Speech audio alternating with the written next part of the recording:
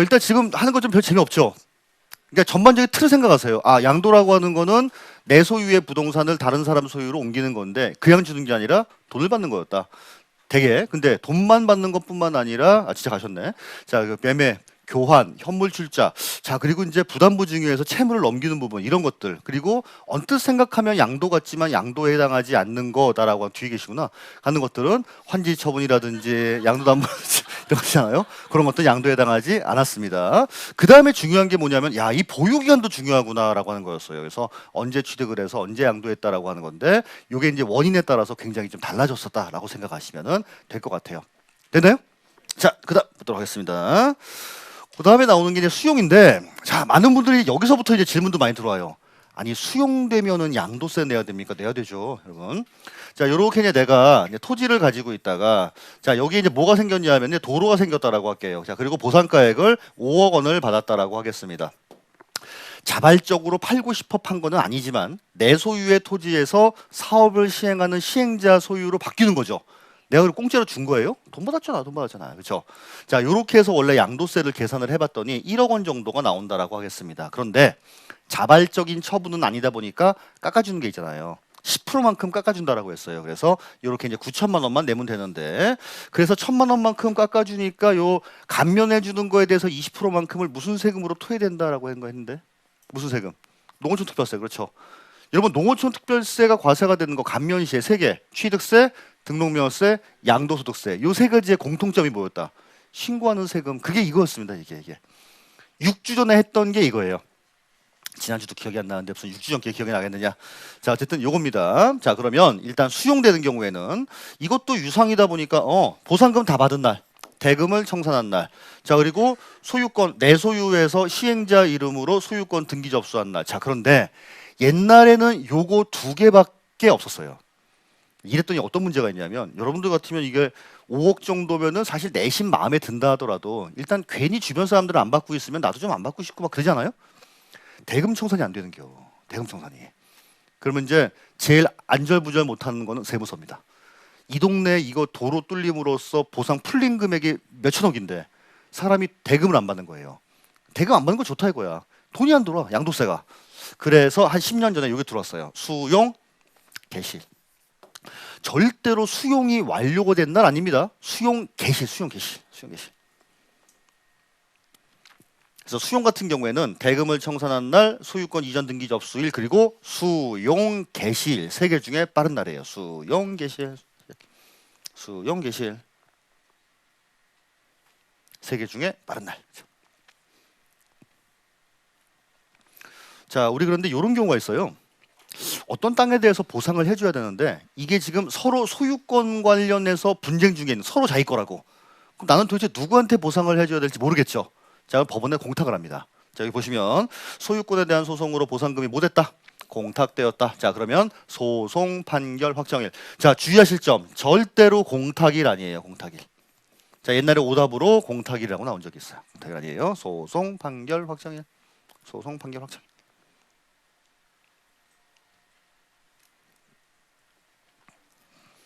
자, 그다음 그렇습니다. 자, 6번. 대금 청산 이후에 완성 또는 확정된 자산인데, 자, 요건 이번 시험에 출제가 되었어요. 심지어 답으로 출제했어요. 자, 이게 되게 안타까운 케이스입니다. 지금은 이제 그만둔 지 몇 년 된 저희 사무실의 실장님 실제 케이스예요. 예, 아파트를 분양을 받았습니다. 분양을 받아서 거기에 대금 청산일이 언제냐면 대금 다 부은 날이, 자, 2017년도 한 8월이라고 할게요. 일단 실제로 2017년 정도에 입주 예정이었던 아파트예요. 자, 지금도 땅 파고 있습니다.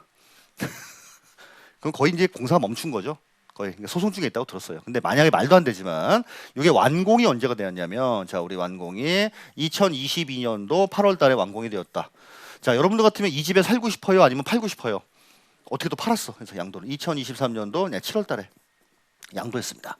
자, 문제는 양도는 2023년도 7월 달에 양도했는데 취득을, 아니 이거 내가 돈 주고서 분양받은 거니까 대금 청산한 날 2017년 8월 이때로 볼 건가? 야, 돈만 주면 뭐하니? 목적물이 아직 없는데 목적물이 완성된 건 2022년 8월 달. 어떤 게 맞을까요?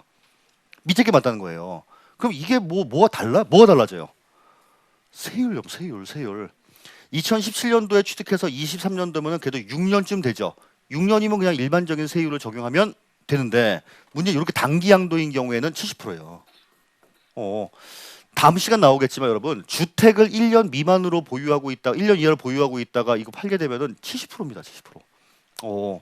그래서 이것 때문에 그래, 이것 때문에. 자, 보시면 완성 또는 확정되지 아니한 자산을 양도 취득한 경우로서 대금 청산일까지 완성이 안 되었다. 자, 그러면 목적물의 완성 또는 확정될 날로 하겠다. 오답으로 뭐라고 나왔냐면 대금을 청산한 날이라고 나왔어요. 땡, 틀렸죠.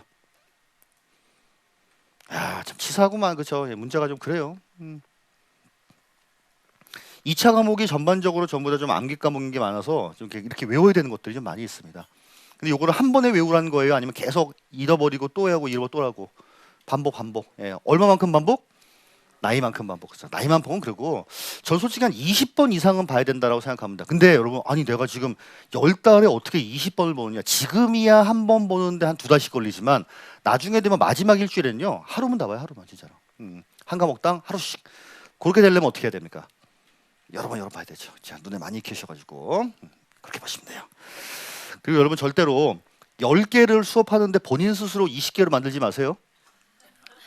그런 분들이 너무 많아. 그러니까 막 꼬리에 꼬리를 물어서 그럼 이런 경우는 어떤가? 이런 경우는 시험에도 전혀 안 나오는데 나는 궁금한 거는 알아야 직성이 풀리는 스타일이래. 그런 스타일을 이 공부하시면 안 됩니다. 진짜로. 그 연구는 언제 하시라 여러분? 합격은 난 다음에. 그렇죠. 근데 합격하면은 그런 궁금증은 다 사라지는 이런 참 마법이 있죠. 그렇죠? 그래서 그냥 그 정도만 하시면 돼요. 여러분. 우리는 지금 연구하는 게 아니라 어떻게 시험 합격이 목적이죠. 그래서 똑같은 내용을 계속 반복하는 게 중요하지 이거를 계속 연구하시는 분들이 있는데 그런 건 좀 바람직하지 않습니다. 됐죠? 요거. 자, 다음에 7번. 자, 우리 요거 아까 했네요. 여기 이제 대방동 우리 자 대방동에 이제 17번지 자 요거 언제 샀냐면 1999년도에 샀고 여기 이제 2021년도에 환지를 통해서 25번지를 받아왔는데 요거 2023년도에 이때 양도했다라고 하겠습니다. 물론 내가 판 거는 25번지를 팔았어요. 근데 요 당시에 권리 면적에 만약에 증감이 없었다 그러면 아무 일도 없었던 거 아니에요. 그럼 내가 2년 보유하고 판 거다 아니면은 24년 보유하고 판 거다. 24년. 그래서 이때는 환지 전 토지의 취득시기로 한다. 환지 전 토지의 취득일. 단순하게 지목이나 지번만 변경된 거는 아무 일도 없었던 거다 이거예요. 그래서 이거는 내가 판 건 25번지지만 옛날 거를 거슬러 올라가서 99년도에 취득한 걸로 보겠습니다. 자, 근데 우리 아까 면적 자체가 이렇게 70제곱미터로 줄어들면서 청산금을 받은 경우도 있지만 오히려 150제곱미터로 이렇게 늘어나면서 돈을 오히려 추가적으로 불입한 경우도 있을 거예요. 면적의 증감이 있었죠. 줄어들면 양도, 늘어나면 취득이에요. 이것도. 자, 그래서 보시면 권리 면적의 증가 또는 감소가 된 경우에 증가 또는 감소된 그 부분에 대한 거는 자, 많이 나옵니다. 환지 처분 공고일의 무슨 날? 다음 날. 환지 처분 공고일의 다음 날이에요. 면적의 증감이 없는 경우는 아닙니다. 근데 권리 면적이 이런 식으로 줄어들고서 청산금 받은 경우, 늘어나면서 추가적으로 불입한 경우, 추가적으로 불입한 요 50제곱미터에 대해서는 취득, 줄어든 30에 대해서는 양도, 환지 처분 공고일의 다음 날. 우리 고시나 공고는 효력이 다음 날부터 발생한다라고 하는 거 공법 시간에 배웠죠. 네, 이거. 환지 처분 공고일의 다음 날입니다. 그럼 이거는 오답으로 뭐라고 제일 많이 나오겠어요? 환지 처분 공고일 날, 그렇죠. 오답은 그렇게 나와요. 아니에요. 다음 날.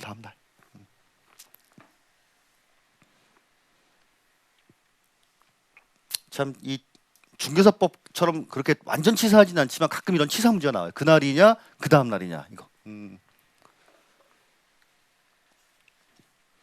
자, 8번이에요. 취득 시기가 분명하지 아니한 경우입니다. 자, 이러면 먼저 취득한 자산을 먼저 양도한 걸 본다. 자, 우리 부동산에서는 이런 경우가 별로 없는데 여러분 주식 있죠, 주식. 우리 주식이나 파생 상품 같은 경우에도 양도세 대상이라고 했죠.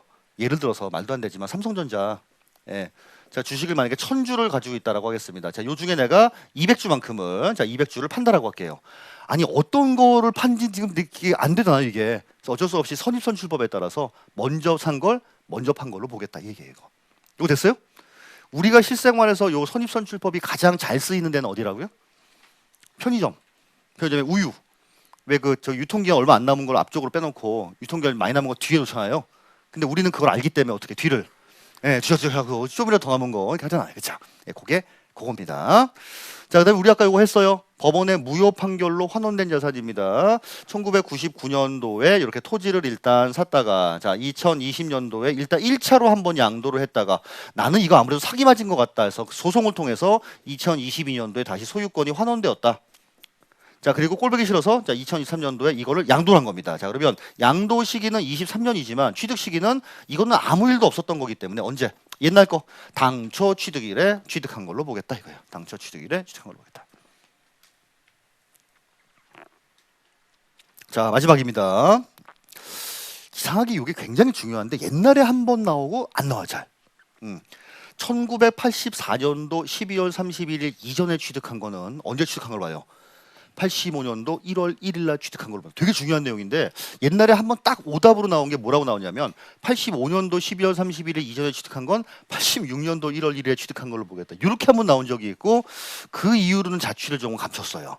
자, 요거는 무슨 얘기냐면 뭐 여러분 옛날에 내가 1970몇 년도에 돈 주고 샀다. 이건 당연한 건데 우리 아버지가 돌아가신 게 79년도 10월 26일 날 돌아가신 거야. 우리 아버지가. 되게 높으신 분이야. 그죠? 예, 돌아가셨어요. 자, 그렇다 하더라도 언제 돌아가신 걸로 보겠다. 85년도 1월 1일 날. 내가 이 땅을 2023년도에 만약에 판다라고 하면 양도 시기는 2023년, 취득 시기는 79년도가 아니라 85년 1월 1일 날로 보겠다 이거예요. 요것도 오답으로 충분히 나올 수가 있습니다. 뭐라고 나오겠어요? 상속 개시일에 취득한 걸로 보겠다. 아니에요. 그 얘기. 그래서 84년이라고 하는 숫자, 85년이라고 하는 숫자 이렇게 좀 잡아주세요. 내가 건물 지은 것도 마찬가지입니다. 73년도에 만약에 사용 승인서를 받았다. 그렇다 하더라도 85년도에 취득한 걸로 보겠다. 아니 그러면 오래 보유할수록 좋다라고 했는데 그러면 손해 아닙니까? 어차피 나중에 나오겠지만 여러분 15년 이상 보유하면 똑같아요. 15년이나 16년이나 20년이나 30년이나 똑같습니다. 지금은 2023년이니까 1985년이면 벌써 몇 년 전이에요? 한 40년 전이죠. 그러니까 별로 의미는 없다라고 보시면 돼요. 이게 1990몇 년도에는 굉장히 유용한 규정이었죠. 10몇 년이니까. 근데 지금 어차피 이미 많이 지나서 저는 개인적으로 이것도 2000년 이전에 취득한 거 그냥 2000년 1월 1일 이렇게 했으면 좋겠어요. 근데 그러면 아무래도 세금 부담이 많이 줄겠죠. 그러니까 항상 이제 법 개정을 할 때 요걸 요렇게 바꿨을 때 조세 수입이 얼마나 줄느냐를 이제 시뮬레이션 돌려보니까 그거를 포기를 못 하는 거죠, 이제. 네, 그렇게 보시면 돼요. 자, 됐어요? 자, 여기까지가 취득식입니다. 자, 가장 흔한 케이스가 뭐예요? 돈 주고 사서 돈 받고 파는 거죠. 자, 그때는 계약서상이 중요했다 아니면 대금 청산일이 중요했다. 대금 청산일 전에 미리 등기 등록했으면 그러니까 등기 접수일이라고 하자고요. 근데 대금 청산일이 불분명해. 그런 경우 어떻게? 등기 접수일이었습니다.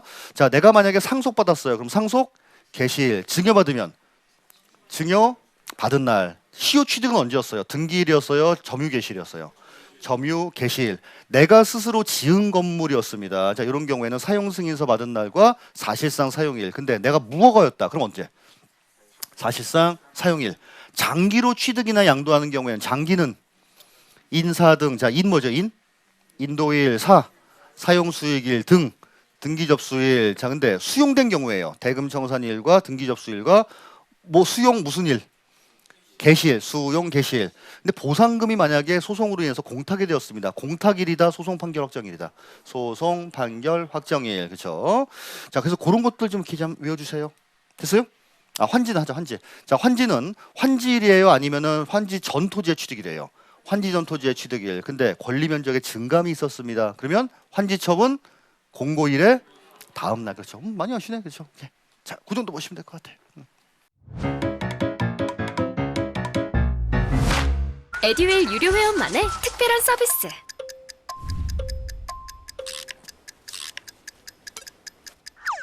하치하차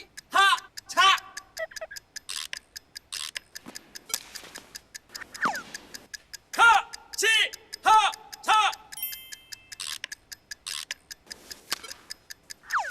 정답! 같이 하자 친구야 에듀윌 유료 회원!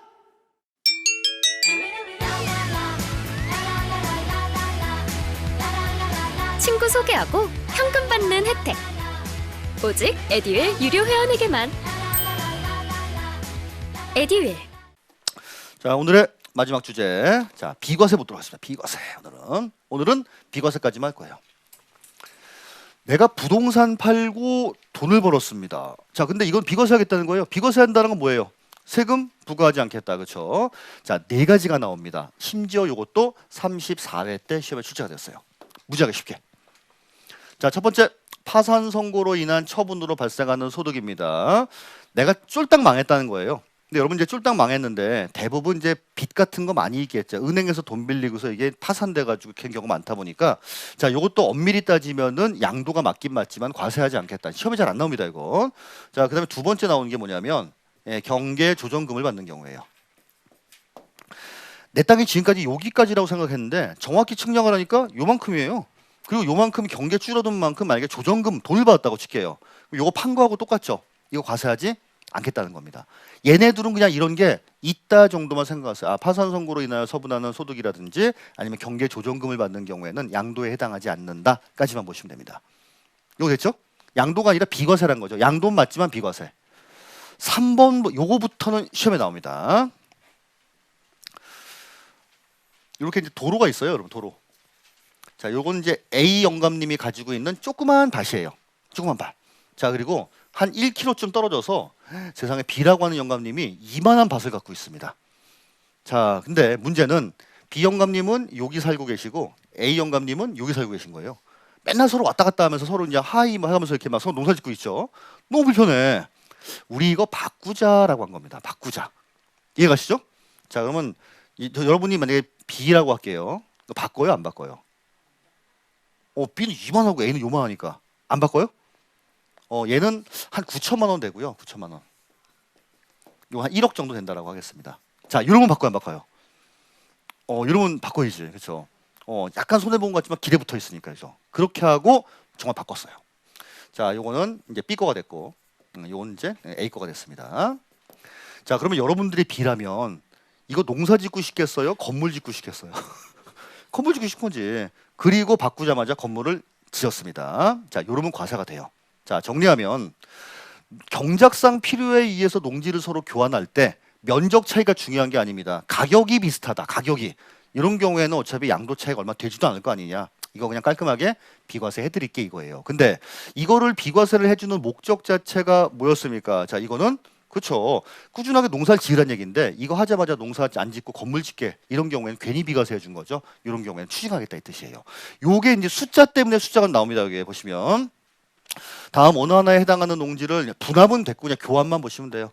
자, 교환으로 발생하는 소득에 대해서는 과세를 안 하는데 자, 중요합니다. 쌍방의 면적의 차이가 가액의 차이가 면적은 엄청 차이 난다 하더라도 우리 양도세에서 면적이 중요한 게 아니에요. 금액이 중요하지. 금액. 9천만 원짜리하고 1억짜리 바꾸면 어차피 비슷한 가격이네. 자, 큰 편에 얼마 이하? 4분의 1이 합니다. 9천과 1억은 차이는 1,000만 원이죠. 자, 이 1,000만 원이라고 하는 게 큰 편의 4분의 1이면 2,500만 원이에요. 2,500보다도 차이가 안 난다. 이런 경우에는 어차피 양도 차이가 얼마 안 될 거니까 비과세 해주겠다 이 뜻입니다. 자, 요거 오답으로 옛날에 뭐라고 나왔냐면 3분의 1이라고 나온 적이 있어요. 땡 아니에요. 4분의 1. 면적 차이 아닙니다. 가액 차이가 4분의 1 이하입니다. 일단 엇비슷한 가격의 땅끼리 바꿔야 되고 자, 그다음에 왜 바꿔야 되냐면 이렇게 1, 2, 3, 4의 이유가 있는데 1, 2, 4번은 그냥 읽어보세요. 3번이 시험에 많이 나옵니다.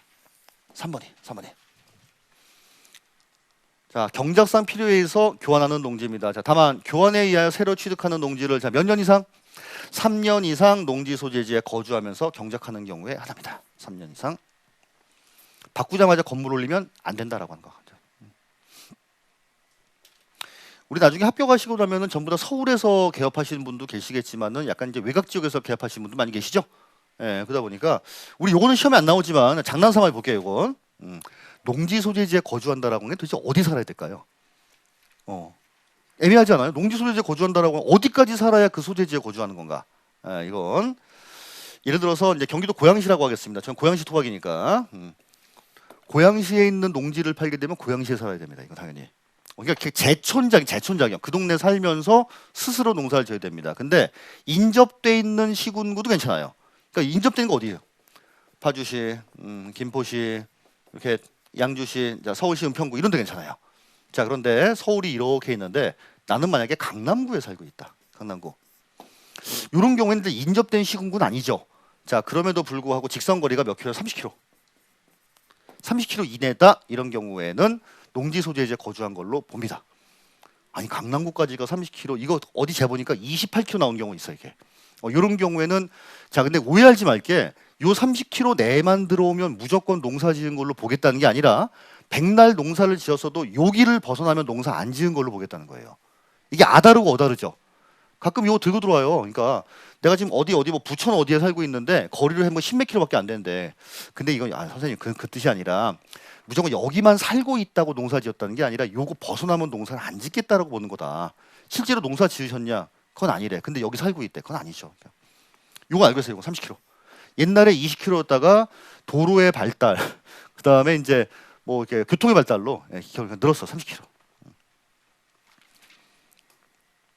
여러분 다시 여러분 이 여기 안에만 살고 있다고 무조건 지었다는 게 아닙니다. 무조건 실제 농사 져야 돼요. 근데 실제 농사 지어도 30km가 벗어나면 무조건 제초는 안 한 걸로 보겠다 이 뜻이에요. 그렇죠? 시험엔 안 나옵니다. 근데 나중에 개업하시게 되면은 요 30이라고 하는 숫자는 아마 많이 언급이 될 거예요. 아마.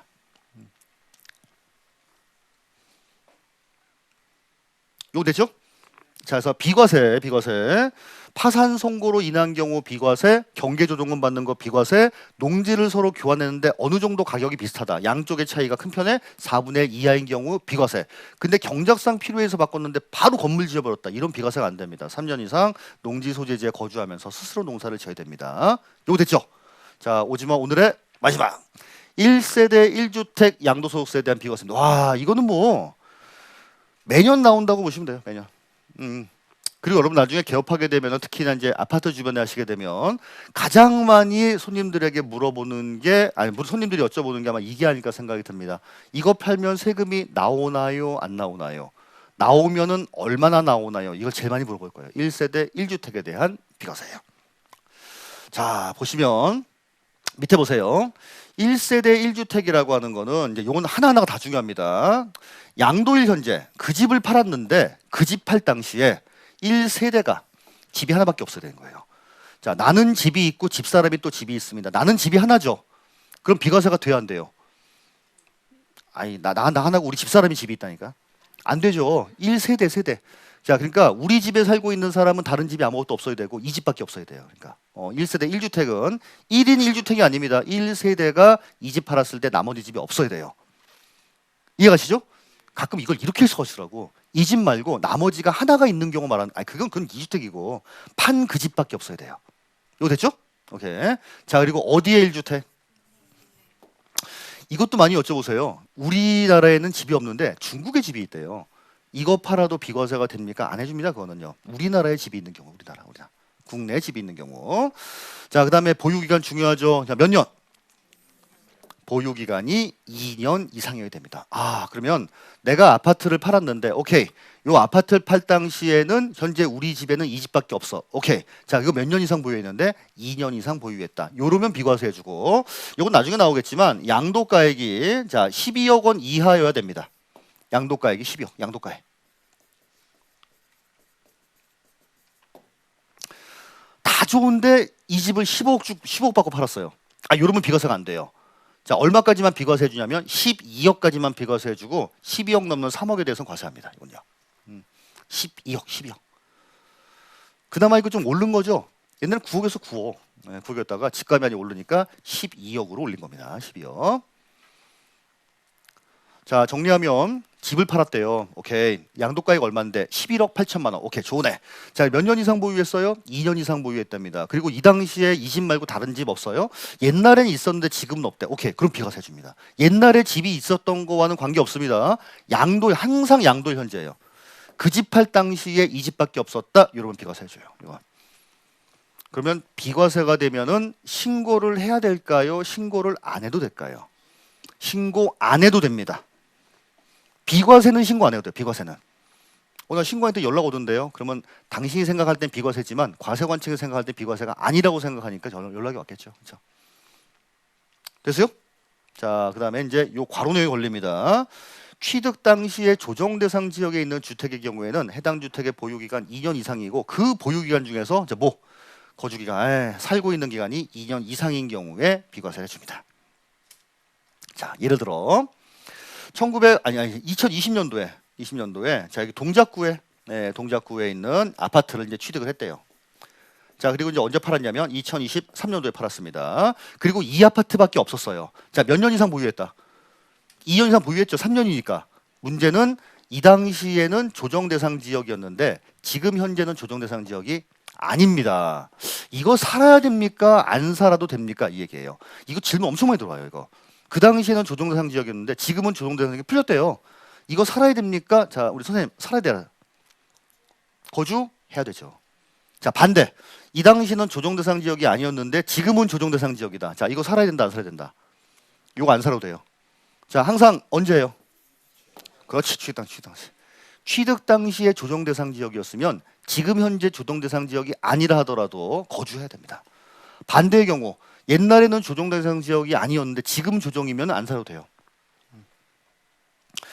그래서 많이 물어보는 게 뭐냐면 이제 내가 강남에 아파트가 하나 있대요. 네, 강남에 아파트가 하나 있고 요번에 이제 10억 받고 팔았다라고 하겠습니다. 오케이. 내가 근데 산 적이 없대요. 여기에 거주한 적이 없다라고 하는데 이거 어떡하죠? 라고 해요. 지금 조정 대상 지역이라고 하는데 언제 취득하셨어요? 그랬더니 2005년도에 샀대. 그럼 2005년도에는 조정 대상 지역이란 말이 없었습니다. 조정 대상 지역이란 말이 맨 처음 생긴 건 2017년 8월 달이에요. 2017년 8월. 결국 그 전에 취득하면 거주 요건이랑 관계 없다라고 생각하시면 돼요. 그렇죠? 오케이. 이렇게 사례용으로 나오진 않지만은 이게 아마 그냥 이렇게 나오겠죠. 말 3년이냐 2년이냐 이렇게 있잖아요. 그런 걸로 나오지 않을까 생각이 듭니다. 여기에 대해서 내고자 한다라고 하면은. 이거 됐어요? 오케이. 네. 자 이제 요거를 하나씩 뜯어보는 거예요. 이제 하나씩. 자 먼저 1세대입니다. 1세대. 도대체 어디까지가 1세대니? 라고 하는 거죠. 자 1세대란 자 반드시 세대를 구성하려면 누가 있어야 돼요? 아 참 치사하다. 결혼해야 됩니다. 우리 그 결혼 전에 생각해 볼게요. 결혼 전에는 부모님 세대의 세대원으로 그냥 들어가 있었죠. 네, 근데 결혼함으로써 내가 세대주가 되는 거 아니에요? 맞죠? 별도 세대라고 하는 거는 결혼해야 됩니다. 자, 근데 문제는 나는 결혼할 마음이 전혀 없어요. 난 그럼 단독 세대를 언제까지 그럼 구성하지 못하냐? 그건 아니고 나이가 30세 이상인 경우에는 단독 세대를 구성할 수 있습니다. 서른이 넘으면 단독 세대를 구성할 수 있는 거예요? 아니면 단독 세대를 구성시켜야 돼요? 내보내 언제까지 데리고 살아, 그렇죠? 서른 넘으면 내보내야 되지. 자 그리고 옛날에는 배우자가 있었으나 지금 없는 경우, 자 배우자가 돌아가셨다든가, 아마 한번 갔다 왔다든가, 자 이런 경우에는 단독 세대를 구성할 수 있습니다. 그리고 나는 나이가 30도 안 되고, 그리고 한번 갔다 온 것도 아니고, 배우자 결혼한 적도 없고, 그렇다 하더라도 일정한 소득이 있으면 단독 세대를 구성할 수 있어요. 그래서 요거는 시험에 잘 안 나옵니다. 자 문제는 얘 때문에 나와요. 이게 이제 한 몇 년 전만 하더라도 이런 상담이 되게 많았어요. 내 이름으로 집이 하나 있고 집사람 이름으로 집이 하나 있는데 아 이거 어떻게 하면 좋아요? 이런 질문 많이 하죠. 안 해요? 많이 해요, 여러분. 그럼 전화 주세요라고 했더니 농담 삼아서 사이 좋으시면 법적으로 이혼하시게 되면은 이건 단독 세대니까 남편 1세대, 부인 1세대니까 비과세 받을 수 있습니다. 자, 요렇게 이제 상담을 많이 했는데 2018년도인가 이제 소득세법이 개정이 되면서 이런 케이스가 너무 많았던 거죠. 자 법률상으로는 이혼을 했는데 자, 뭐를 같이 하고 있다? 뭐야 같이 살고 있잖아. 자 이런 경우에는 이건 뭘로 보겠다, 그렇죠? 이건 그냥 동일 세대로 보겠다 이 뜻이에요. 아예 그냥 소득세법에 박아놨어요, 그냥 이렇게. 이걸 누가 대법원까지 올라가서 이긴 사람이 있었어요. 그래가지고 이제 이제 그 저기 열받아갖고 이제 법을 개정시킨 거죠, 이렇게. 이거 이해하시죠? 아, 요게 아직까지 시험에 안 나왔어요. 그래서 혹여라도 이 부분에 대해서 혹시 그 다음 중 1세대 1주택 양도소득세 비과세에 대한 설명으로 옳은 거 틀린 거 할 때 요거는 한 번쯤 언급될 만도 해요. 자 법령상으로 이혼을 하게 되면 원칙적으로는 각각 세대입니다. 하지만 알고 보니까 같이 살고 있다. 자 이런 경우에 뭘로 보겠다? 동일 세대로 보겠다. 그렇죠? 요게 한번 나올 가능성이 있어요. 자 결국 요거 뭐예요? 포함이냐 제외냐? 포함이냐 제외냐? 요게 나올 가능성이 있겠죠. 포함이냐 제외냐?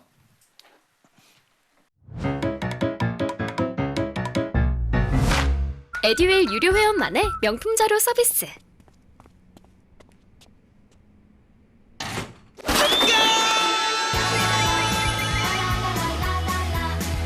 고퀄리티 명품 자료의 혜택. 오직 에듀윌 유료 회원에게만. 에듀윌. 자 이제 두 번째 이제 1주택입니다. 주택. 집이란 무엇인가? 아 진짜 주택은요.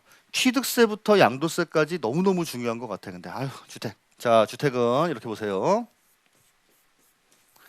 위에가 주택이에요? 아니면 밑에가 주택이에요? 위에가 주택이죠. 근데 여러분 단독주택 팔 때 위에 거만 팔아요? 아니, 같이 팔잖아요. 자, 근데 야, 주택이라고 하는 거 위에가 주택이지 얘는 땅 아니야. 그럼 얘는 비과세 해주고 요거는 과세하겠다. 이러면 좀 마음이 상하잖아. 자, 그래서 주택이라고 하는 건 엄밀히 말하면 허가 여부나 공부상 용도 구분 없이 사실상 주거용으로 쓰는 건물을 말합니다. 건물.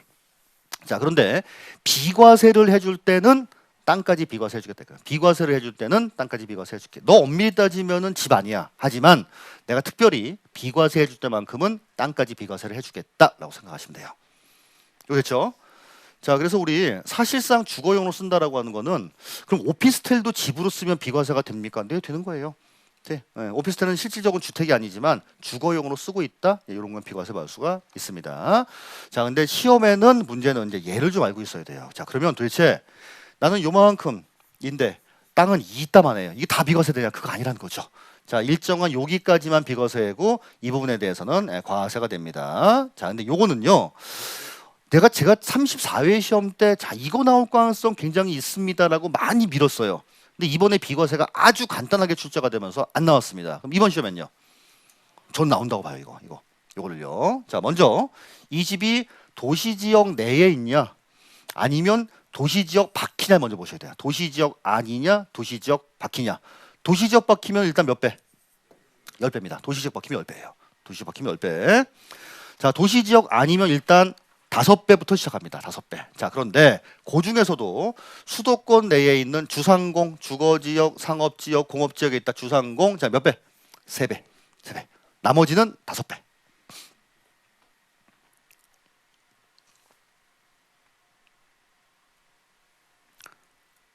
자, 그래서 그게 우리 어디 495페이지 나와 있죠?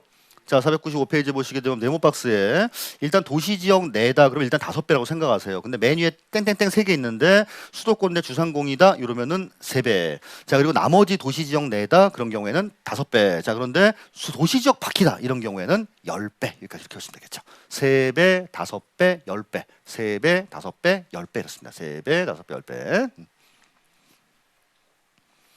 우리 그 재산세 때는 무조건 몇 배였어요? 재산세 때. 내가 만약에 이렇게 집을 갖고 있다. 자, 그러면 우리 주택분으로 과세가 되는 거는 바닥 면적의 10배까지였잖아요. 그래서 요것도 주택분 재산세, 요것도 주택분 재산세. 10배 넘어가는 부분이네. 자, 이러면 토지분 재산세. 자, 이때 토지는 분리과세, 별도합산, 종합합산. 종합합산 나대지니까. 그렇죠? 이거 됐어요?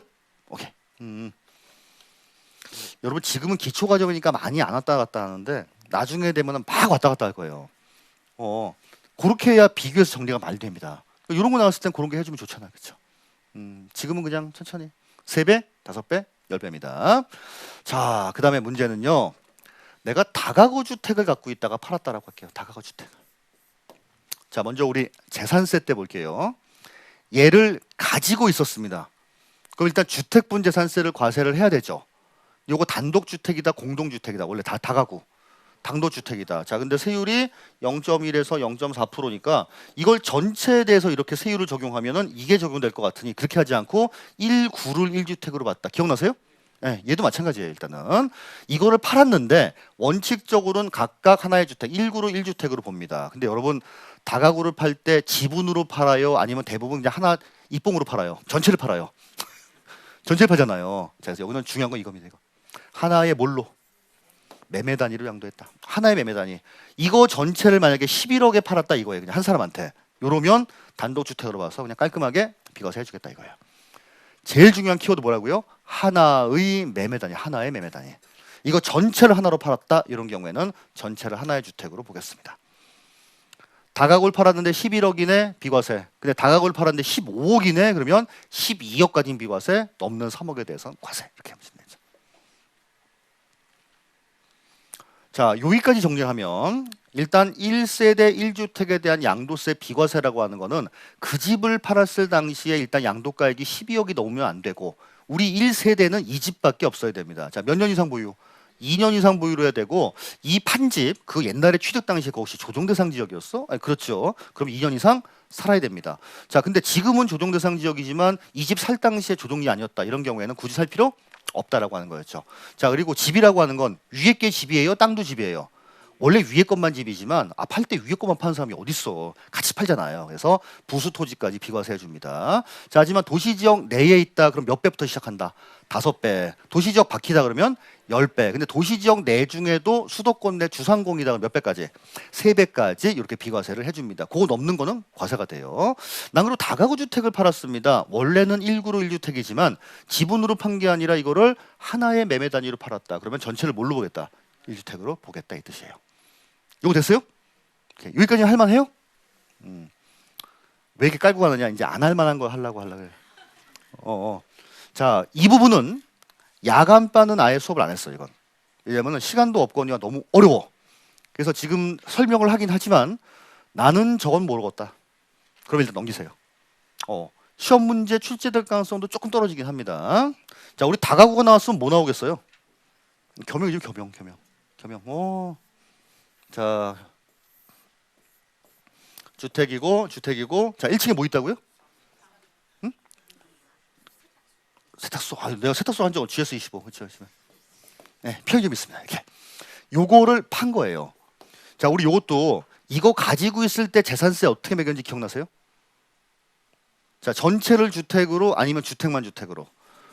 이거 1동의 겸용, 1구가 겸용. 1동의 겸용이잖아요. 그때. 근데 이거는 양도세 때는 1동이든 1구든 간에 하여튼 이제 요런 기준으로 합니다. 그냥 이거는 그냥 이거라고 할게요. 야, 요것만 주택으로 봐준다라고 하면은 참 얼마나 좋을까. 왜? 너 이거 양도가액이 얼마인데? 11.8억 원이야. 이거 언제 샀는데? 야, 10년도 더 됐지. 그래? 그 당시에 좋은 데 산 게 아니었지. 그치? 그럼 아깝긴 아깝네. 이제 이 부분만 주택이었으면 다 비과세가 돼줄 텐데. 그 어려운 걸 해주겠다는 거예요. 자, 그럼 결국 뭐냐면 주택 부분이 주택 외보다 커요. 조금이라도 커요. 그러면 요것만 주택으로 봐주면 그냥 나머지 요건은 다 완벽한 거냐? 네, 그럼 해주겠다는 거예요. 오케이. 자, 주택 부분이 주택 외보다 크다. 자, 그러면은 그냥 전체를 뭘로 보겠다? 주택으로 보겠다. 요거 비과세가 된다는 거예요. 자, 근데 같거나 적다. 알고 보니까 요게 주택 상가가 아니라 주택 상가다. 이런 경우에는 주택만 주택으로 봅니다. 자, 이러면 주택만 주택 부분만 주택으로 봐요. 이거 됐죠? 자, 이건 어렵지 않죠? 양도가액이 일단 12억이 안 됐을 경우에는 주택 부분이 더 크니 그 나머지 요건을 갖췄니? 이런 경우에는 오케이. 그렇게 다 비과세야. 그러니까 주택으로. 하지만은 주택 부분이 같거나 적다 이런 경우에는 주택만 주택으로 봅니다. 이게 됐죠? 문제는 이게 한 15억쯤 됐을 때가 문제예요. 이게 15억이면 어차피 요거를 주택으로 봐줘도 비과세가 다 되지는 않죠. 이해가세요? 이땐 그냥 주택만 주택으로 봅니다. 주택만 주택. 야, 너 어차피 이거 해봤자 비과세 다 안 돼. 그렇긴 하죠. 에이, 그럼 뭐야. 여기에 대한 양도가액이 얼마니? 자, 요건 한 13억 되는 것 같아요. 자, 여기에 대한 양도가액이 얼마냐? 2억 되는 것 같아요. 그러면 여기서 12억까지만 비과세하고 1억만큼은 과세를 하겠다 이 뜻이에요. 이거는요. 됐어요? 어려우면 기본 때 다시 하자고요. 어려우면 기본 때. 자, 그래서 그게 지금 보시는 바와 같이 495페이지에 나와 있습니다. 495. 자, 겸용주택이에요. 고가주택이 아닌 경우 고가주택인 경우입니다. 우리 고가주택이라고 하는 건 양도가액이 얼마? 12억 넘는 경우입니다. 일단 12억이 넘었다. 그럼 무조건 그냥 각각의 용도대로 보고. 자, 근데 이게 법에 이런 식으로 나와 있다 보니까 이게 조금 어려워요. 1세대 1주택 비과세를 적용할 때 하나의 건물이 주택과 주택 외 부분으로 복합되어 있는 경우, 그 다음에 주택에 딸린 토지에 뭐가 있는 경우, 이건 내비두세요 그냥. 이때는 전부를 그냥 주택으로 봅니다. 다만 주택의 연면적이 주택 외 부분 연면적보다 적거나 같을 때는 주택 외 부분은 주택으로 보질 않습니다. 이거를 다시 말하면은 주택 부분이 조금이라도 크면 전체를 주택으로 보겠다. 언제? 고가주택이 아닌 경우에 그렇다는 거예요. 됐어요? 요거 어려운 부분이에요. 어려운 부분이고, 요거 혹시라도 이해 안 간다 그러면 기본 과정 다시 하자고요. 야간반에 아예 설명도 안 했어요 이거. 됐죠? 선생님 이거 눈 많이 아프세요 이렇게 볼 때? 아니에요? 그럼 이렇게 눈 이렇게 하고 계신 거는 졸려서 그러신 거예요? 아니면 그래요? 자, 그 다음에 2년입니다. 2년 이상 보유. 취득 당시에 조정 대상 지역이면 2년 이상 뭐까지? 거주까지 해야 됩니다. 자, 그 다음에 하여튼 나왔다. 그러면 요건 뭐 당연한 거죠. 보유기간 계산은 취득일부터 양도일까지, 거주기간은 전임일부터 전출일까지. 됐어요, 이거는. 근데 이렇게 지문으로 출제가 됐을 경우에 이것 좀 알고 계셔야 되고, 시험에 많이 나오는 건 얘입니다. 보유기간, 거주기간에 제한을 받지 않는 경우예요. 자, 무슨 얘기냐면 나는 집이 이거 하나 있었어요. 이거 잠깐만요. 이렇게 볼게요. 자, 이렇게 내가 단독주택을 샀는데 이제 산지 6개월 됐어요. 6개월. 이렇게 홈 스위트 홈 하면서 갑자기 이게 수용된 거예요. 이렇게 수용됐습니다. 자, 수용하려고 왔을 때 선생님 제가 지금 이 집 산지 6개월밖에 안 됐고 2년 이상 보유를 해야만 비과세가 된다고 들었다. 지금 수용해 가지 말고 1년 6개월 있다가 수용해 가라. 이게 말도 안 되는 거죠. 예, 그러니까 이때는 안 따지고 그냥 비과세 해줍니다. 여러분, 이 사람 이거 말고 다른 집이 있으면 당연히 비과세가 안 돼요. 이 집 하나밖에 없었는데 나는 2년 이상 보유할 의지를 갖고 있었는데 갑자기 우리 집이 수용된 거예요. 이런 경우에 그냥 안 따지고 비과세 해주겠다 이 뜻이에요. 이거 됐죠? 자, 첫 번째가 수용된 경우입니다. 자, 우리 두 번째는 뭐냐면, 두 번째는 이런 케이스가 있어요. 자, 이제 LH 임대 아파트에 자, 이렇게 이제 임차인으로 들어갔습니다. 임차인 이때부터. 그리고 중간쯤 살다가 분양 전환됐어요. 왜 임대 아파트 같은 경우에는 일정 기간 살면 입주민 대상으로 분양 신청 받잖아요. 분양해서 1년 정도 지났을 때 요거를 양도한 겁니다. 여러분, 그러면 이 집 내가 보유한 기간이 지금 얼마밖에 안 돼요? 1년밖에 안 됐죠. 이동안은 내가 그냥 임차인으로 살았던 거고 이때부터가 내 집이었잖아요. 그래도 임차일로부터 요 양도일까지 세대원 전원이 거주한 게 5년 이상이다. 이런 경우에는 안 따지고 비과세를 해줍니다. 이게 두 번째예요. 자, 첫 번째 뭐였다? 우리 집이 수용됐을 때 협의 매수나 수용된 경우. 자, 그리고 임대주택 같은 경우에는 임차일로부터 양도일까지 세대원 전원이 거주한 게 몇 년? 5년 이상인 경우에는 이렇게 1년밖에 안 됐다 하더라도 비과세를 해주겠다 이 뜻입니다. 자, 그게 그래서 이제 기역과 니은입니다. 이거 중요한 거는 임차일부터 양도일까지. 자, 몇 년? 5년. 자, 우리 집이 뭐 됐다? 협의 매수나 수용됐다. 이런 경우에는 보유기간, 거주기간 안 따지고 비과세 해줍니다.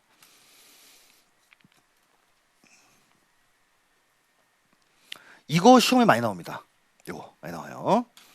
하여튼 이게 양도세 쪽에서는 이 숫자들이 난무하는데 이 숫자와 관련돼서 굉장히 많이 나오니까 괄호 넣기 했고 기역 니은에 들어갈 숫자로서 옳은 것은 이런 것도 많이 나오고 많이 나옵니다. 이건.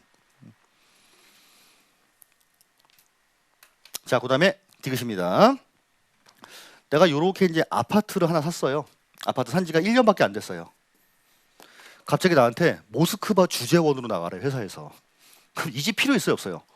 없죠. 자, 근데 아직까지 보유한 게 2년이 안 되다 보니까 일단 가기는 가야 되고, 이거 어떡하지라고 합니다. 자, 그래도 깔끔하게 1년 이상 계속 국외 거주를 필요로 하는 취약, 유학 갔다든지 아니면 주재원 나갔다든지 이런 경우에는 자, 언제? 출국일로부터 2년 내에 양도한다. 출국일 2년 내에 양도하게 되면은 어차피 그냥 빈집으로 둘 수 없지 않습니까? 자, 이거 못 채워도 그냥 비과세 해주겠다 이거예요. 해외로 이민 가는 경우도 마찬가지입니다. 해외 이주도. 일단 나가시고 그때부터 2년 내만 하게 되면은 마냥 비워둘 수 없으니까 그냥 깔끔하게 비과세. 자, 근데 요거 많이 나옵니다. 출국일로부터 2년 내. 2년 내냐, 3년 내냐, 2년 내냐, 3년 내냐. 2년 내. 자, 그다음에 1년 이상 거주한 주택이에요. 자, 내가 요렇게 이제 아파트를 자, 1년 하고 자, 6개월 동안 거주했어요. 1년 6개월 동안 거주했습니다. 갑자기 부산 지점으로 발령난 거예요. 그러면 이 집 필요 없죠. 자, 근데 그렇다고 마냥 비워둘 수는 없지 않습니까? 자, 그래서 요거 1년 이상 거주했다 이런 경우에는 요거 팔아도 그냥 비과세 해주겠다. 보유기간, 거주기간 안 따지고. 자, 취약이나 근무사면편, 질병 요양 그밖에 부득이한 사유로 양도하는 경우입니다. 요렇게 네 가지인데 이 네 가지가 시험에 많이 나와요. 네 가지가.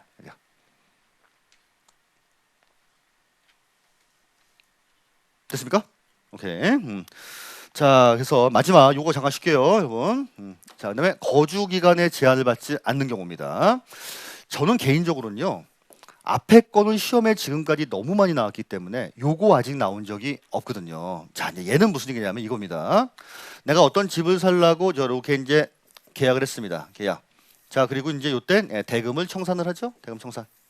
하필이면 조정 대상 지역으로 딱 이때 묶인 거예요. 이 사이에. 여러분, 아까 취득 시기, 양도 시기 할 때 이 취득 시기는 계약일이 중요했어요? 대금 청산일이 중요했어요? 그럼 대금 청산 당시에 조정 대상 지역 아닙니까? 그리고 이걸 나중에 이제 이렇게 했다 이따가 팔았을 때 아유 선생님 지금 이번에 양도 당시에나 중요한 게 아니라 이거 취득 당시에 조정 대상 지역이었네. 자, 이 양반 살아야 되네.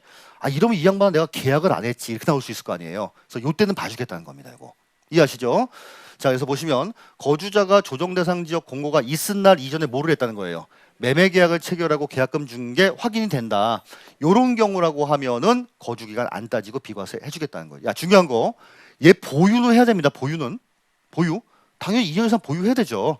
부득이한 사유가 아니니까. 대신에 계약 당시에 조정으로 묶일지 모르고 계약한 거기 때문에 거주 쪽만 빼줄게. 얘가 거주 쪽만 거주만 빼줄게. 자 그리고 이때는 무주택자야 돼요. 또 더더군다나 무주택 이때만 빼주겠다는 겁니다.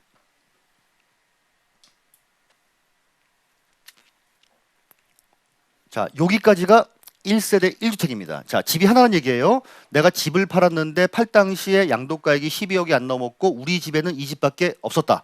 집을 팔 때 건물만 파는 사람이 어디냐. 땅까지 같이 팔지. 그래서 부수 토지까지 비과세. 도시지역 내 같은 경우에 일단 5배부터 시작하는데 수도권 내 주상공인 경우에는 3배. 도시지역 바뀌면 10배. 다가구 주택을 팔았을 경우에 어떻게 했어요? 1구로 1주택으로 보지만 자 무슨 단위로 양도했을 때 하나의 매매 단위로 양도했을 때는 전체를 1주택으로 보고 비과세 여부를 판정을 합니다. 겸용주택을 팔았을 경우에는 어떡하죠? 고가주택이냐 아니냐를 따져야겠죠. 일단 양도가액이 12억이 안 넘어.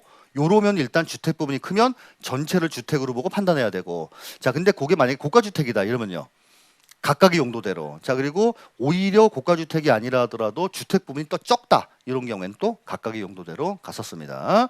2년 이상 보유하고 취득 당시에 조정 대상 지역이면 2년 이상 거주까지 해야 되는데 둘 다 안 따지는 케이스가 4가지가 있었어요. 자 우리 집이 수용됐다. 그 다음에 임대주택 같은 경우에는 임차일로부터 양도일까지 세대원 전원이 거주한 기간이 몇 년? 5년 이상. 자 출국하는 경우 출국일로부터 2년 내 양도하는 경우. 자 그리고 몇 년 이상 거주한 집. 1년 이상 거주한 집을 부득이한 사유 때문에 다른 시군으로 옮길 때 팔았을 경우. 자 이렇게 숫자 좀 잘 보시고 자 얘는 보유는 해야 되지만 거주만 빼주겠다. 이거 거주만 빼주겠다. 자 이런 케이스.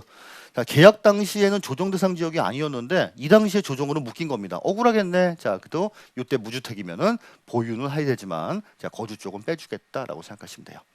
됐습니까? 자 10분만 쉴게요 여러분. 그죠?